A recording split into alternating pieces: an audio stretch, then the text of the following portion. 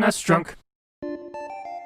In the past, I've gone over games that I thought were good recommendations if you were into stuff like Link to the Past or Super Metroid, but I got to thinking, if I were to pick a game that's the hardest to recommend something similar, what would that be? My mind immediately went to ActRaiser, not just because it's two different genres that seamlessly and organically work together, but because it's such a damned good game. But hey, let's try it anyway. So here's a list of a few games that, if you digged ActRaiser, I think you'll dig these games too. Keep in mind though that many of these aren't going to fit ActRaiser's exact criteria. I mean, it's hard enough to find a game featuring two different genres that works as well as that game does, let alone action platforming with a top-down protection shooter pseudo-town building thing, but we're gonna give it a shot. I'll sum up very quickly in case you live under a rock and somehow haven't played ActRaiser. You play as God, floating around in the heavens above the world where folks down below pray to you and ask for help, ridding their part of the world of demons and monsters and stuff, and in exchange give you offerings that you can use to help other towns. You also take a more direct role in town development by guiding townspeople around to destroy monster lairs, clearing obstacles out of the way, and shooting demons and stuff with this little angel guy. This game was seen as massively ambitious for its time, and it's held up extremely well by today's standards. It's absolutely worth playing today. Now, I do need to make sure I mention ActRaiser 2. If you haven't played the ActRaiser sequel, well, if you're expecting more ActRaiser, you're in for a bad time. The sequel is purely a side-scrolling action platformer, and a really friggin' hard one too, one of the hardest on Super Nintendo. And there's none of the town-building stuff where you interact with your followers. It's a bummer. I mean, it's not a bad game, but I think John Riggs put it best when he said, this game could have been anything, it's just not ActRaiser. So yeah, just keep that in mind if you're considering playing ActRaiser 2. So what games are similar to ActRaiser? Well, there's not many, but I'll do my best here by starting with a game that came out at around the same time from the same developer, Enix, and that's Soul Blazer. This is a top-down action RPG, move from one dungeon to the next, and every monster lair you destroy unlocks a new part of a town you're reviving, so to speak. So no, it's not quite the same as ActRaiser, but bringing these towns back to life piece by piece does give it a similar feel. It's actually quite cleverly done, especially since you never know what effect a destroyed lair is going to have exactly. Plus, I should mention that the story in Soul Blazer is unusually dark for the time. It can catch you off guard. Soul Blazer is a game that more people should check out in general. I like it better than stuff like Illusion of Gaia, and I think it's safe to say that if you digged ActRaiser, you'll get a kick out of Soul Blazer as well.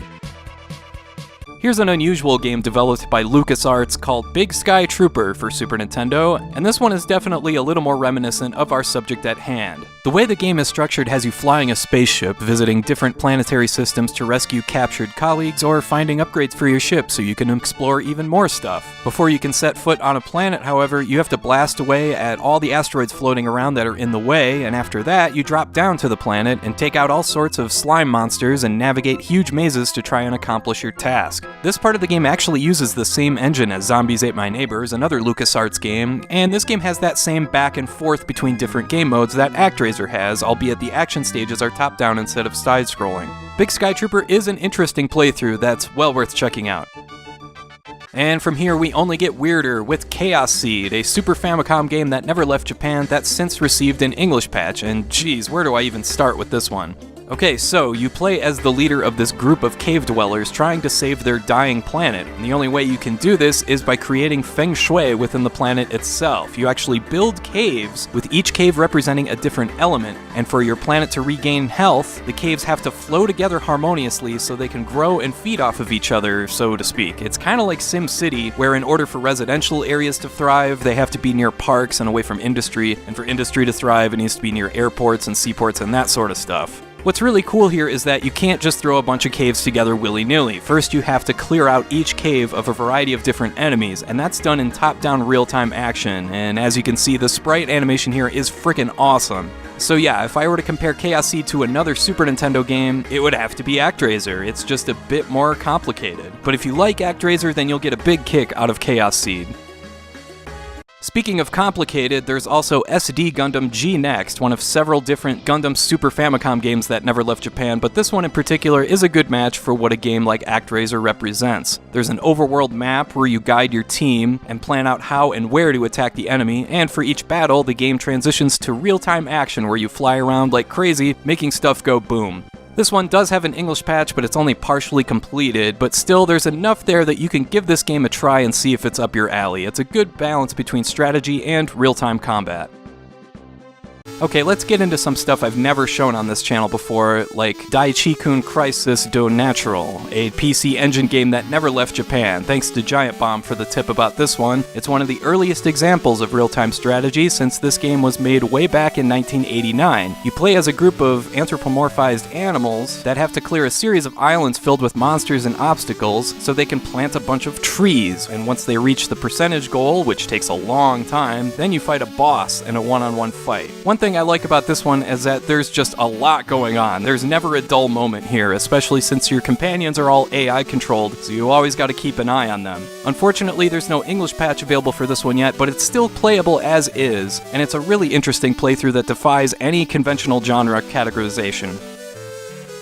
Now, for some people, when it comes to stuff like ActRaiser, maybe they're not looking for something as on the nose as a game that combines action with town building or sim elements. Some folks would just like to find something just as ambitious, that combines two different genres that normally wouldn't go together. Sigma Star Saga for Game Boy Advance is a perfect example of this, since it's a story-driven top-down action RPG. Only midway through the action, you get summoned by a spaceship hanging out overhead, and you gotta fight an armada of enemy ships that are threatening the surface below. This is a really cool idea for a game, and while it's not perfect and definitely needs some kinks worked out, it's a unique playthrough for the Game Boy Advance that not many people talk about. It's definitely something different. In that same vein, there's also stuff like Henry Hatsworth and the Puzzling Adventure for Nintendo DS, and this game will friggin' break your brain. On the top screen, you've got a typical side-scrolling action platformer, but every enemy you defeat gets sent to the bottom screen as a puzzle block, where you have to keep the blocks down through Puzzle League-style chains of colors, which can result in chain reactions that give your character power-ups and such. But if you let the blocks pile up too high, then enemies up top are revived, and you could be in for a bad time real quick. Again, this is a really cool and ambitious idea for a game, and yeah, it's definitely a bit rough around the edges, but man, I could feel my brain spinning in my skull trying to keep all this different stuff going. I really like this game. Finally, for years now, my go-to recommendation for anyone looking for something similar to ActRaiser has always been the Dark Cloud series. I personally have always been partial to Dark Chronicle or Dark Cloud 2 for PS2. It's a fascinating playthrough that combines all sorts of stuff without overwhelming the player with too many options. We've got old-school action RPG combat, auto-generated dungeons, weapon crafting, and town building. That's right, you gotta rebuild the world by collecting geostones, which you throw into a machine that creates a blueprint for a town layout, so to speak, so you can put down everything from houses, trees, rivers, all sorts of stuff, so long as you're able to collect all the appropriate materials. You can even recruit villagers to live in the towns that you build. Dark Cloud 2 isn't perfect. It's the kind of game where you're going to want to consult a walkthrough at least a few times, but hey, to me, this is the closest thing we'll ever get to an updated take on the kind of gameplay experience that ActRaiser first created. Alright, that's all for now, and I want to thank you for watching, and I hope you have a great rest of your day.